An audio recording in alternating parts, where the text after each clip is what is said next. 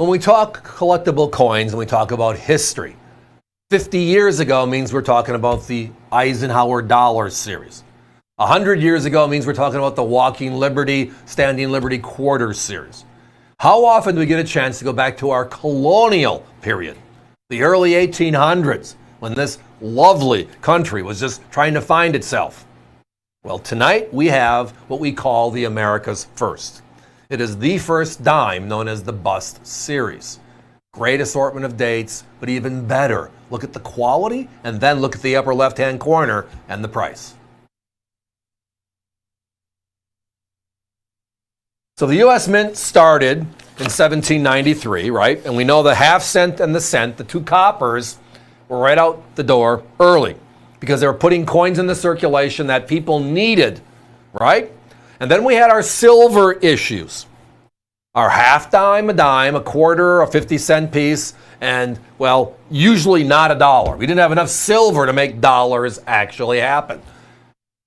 As you were younger, maybe you remember the stories of George Washington, Martha Washington melting their silverware and giving that to the U.S. Mint to make coinage of.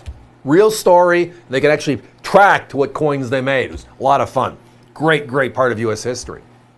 But the series, the name of the series, the design is the name, is called the Bust. It was a bust of Lady Liberty. And then the reverse was the eagle with shield, which is something we've seen on different types over the last 200 plus years. These capped bust, i.e. she's wearing a cap, they call it capped bust, were issued between 1809 and 1837. We're in 2025 today. So we're talking about a good majority of the coins that we have in stock tonight are 200 years old. This is our forming. Now, look at the quality. These are hand-selected coins. We kick out a lot of culls. You've heard me talk about Carson City Morgans, which happened 50 years later, and how, out of 10 coins we see, we keep maybe 2 or 3 coins. When we look at the bust dimes that are at the various showcases all across the country that we travel to every week, we're keeping, give or take, 2 out of 20, 3 out of 20. They're beautiful coins, but if I can't read United States of America, if I can't see again, it wasn't 10 cents like we see today, 10C period, because they had to abbreviate. They couldn't shrink it. They wanted to make it obvious, right? The obverse need to be able to see the bust without just the blob. Need to be able to count the stars. I want to read the date. Good question. If I buy multiples, will I get different dates? Yes. I just comfortably, from just looking through the group we had tonight, know that 4 or 5 are probably realistic. It's probably closer to 7 to 10, but I can't guarantee that. When we see a good one, we keep it. So tonight, if you're looking for multiples to start a little collection of our colonial merit, again, this is 200 years ago, and it's affordable today. At least it's affordable here. The competition between 140 and 160 for the same exact quality you're seeing on your screen right now. So it's not like a Walmart versus a Target fight, where Target's at $17.95 and Walmart's at $17.88, which, by the way, we're saving money, and it's a wonderful thing, and I'm all for competition. I love it. This is and the whole point of it is our entire business model here at America's Value Channel. We don't want to sell 6 of these tonight. I want to sell all 60 of the coins that I have.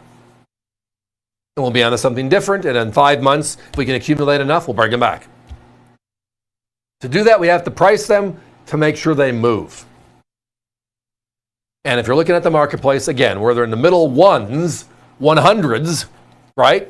And we can be under 80, and it's a colonial American, authentic U.S. dime, that just adds layers and layers and layers. So, quick snap question. How many dime designs have there been in U.S. history?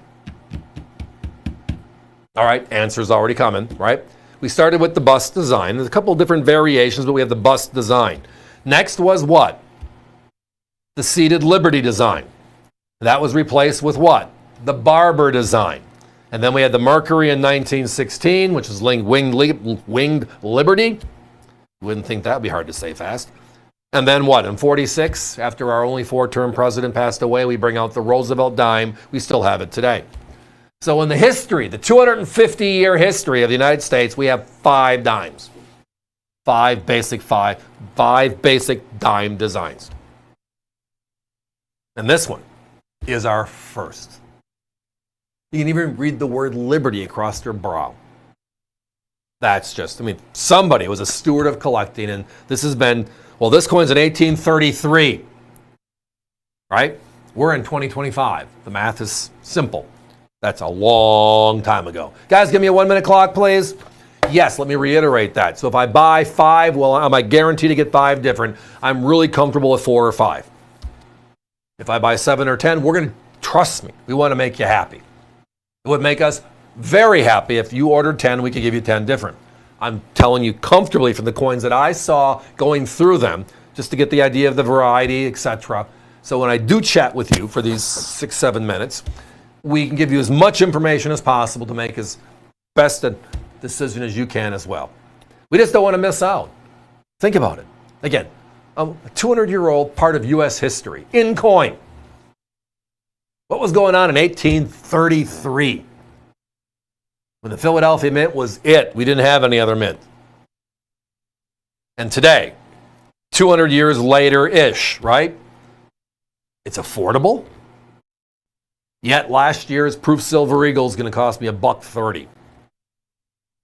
And we know what? That there's 350,000 of them. I couldn't guarantee you finding 200 of them in this quality in the next 6 months. This one, special deal. Great part of American history. Let's own it.